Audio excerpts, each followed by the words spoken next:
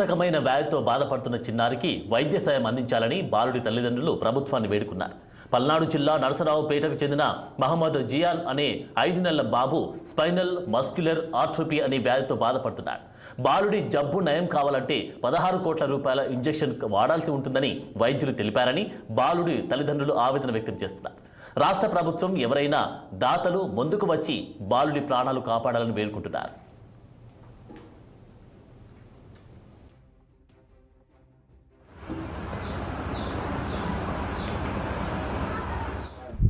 So 6 నెలలు ప్రస్తుతానికి బాబుకి. సో 3వ నెలలో ఏంటంటే బాబుకి కొన్ని ఇష్యూస్ వచ్చి పీడియాట్రిక్ న్యూరో దగ్గర చూపించాము. సో చూపిస్తే ఏమైందంటే డాక్టర్ గారు కొన్ని పరీక్షలు చేశారు. చేసిన తర్వాత అది జన్యుపరమైన వ్యాధి ఉంది అని చెప్పి జెనెటిక్ టెస్టింగ్ పంపించారు ల్యాబ్కి. సో పంపించిన తర్వాత ఆ ల్యాబ్ రిపోర్ట్ రాగానే అది పాజిటివ్ తెలిసింది. సో మేడం ఏం చెప్పారంటే హైదరాబాద్లో ఒకసారి చూపిస్తే బెటర్ ఆప్షన్ అని చెప్పారు. సో సెకండ్ ఒపీనియన్ కోసం మేము రెయిన్బో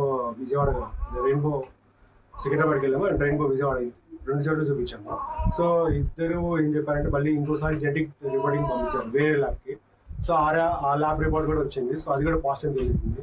సో దీన్ని ఏమంటారంటే SMA అంటారు, స్పైనల్ మస్కులర్ ఆట్రోఫీ అంటారు. సో మా బాబుకి ఏంటంటే దీనిలో type 1 అని వచ్చింది. సో type 1 ఏంటంటే లైఫ్ థ్రెటనింగ్ డిసీజ్ అన్నమాట. సో ఇది ఒక 1 year లోపు మనం వ్యాక్సిన్ ఇవ్వకపోతే బాబు ప్రాణానికే ప్రమాదకరం అని చెప్పారు. బాబు పేరు జయాన్.